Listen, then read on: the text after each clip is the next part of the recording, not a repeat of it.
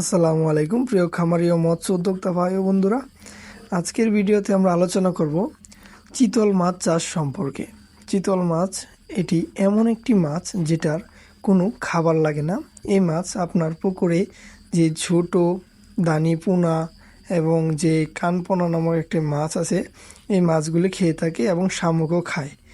আপনারা এই মাছ নিশ্চিন্তে চাষ করতে পারেন। এই মাছ কোনো মরার কোনো অপশনই নেই। এই মাছ খুবই সুস্বাদু এবং এই মাছের বাজারে চাহিদা ব্যাপক। এই মাছ চাষের আগে পুকুর প্রস্তুত করে নিন। পুকুর প্রতি শতাংশে 1 কেজি হারে চুন প্রয়োগ করুন। তারপর আগাছা পরিষ্কার করে পানি দিবেন 3 থেকে 4 দিন পরে। তারপর সবচেয়ে গুরুত্বপূর্ণ বিষয় হচ্ছে পোনা নির্বাচন করা।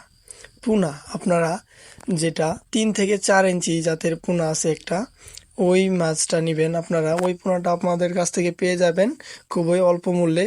আমাদের এই মাছ খুবই দ্রুত সাঁতার কাটে এবং খুব দ্রুতই বড় হয়। এটি হচ্ছে যমুনা নদীর অরিজিনাল চিতল মাছের পোনা। আপনারা যারা এই মাছটি চাষ করতে চাচ্ছেন তারা আমাদের ভিডিওর স্ক্রিনে দেওয়া নাম্বারে যোগাযোগ করতে পারেন। বিস্তারিত জানতে পোনা নিতে যোগাযোগ করুন স্ক্রিনে দেওয়া নাম্বারে।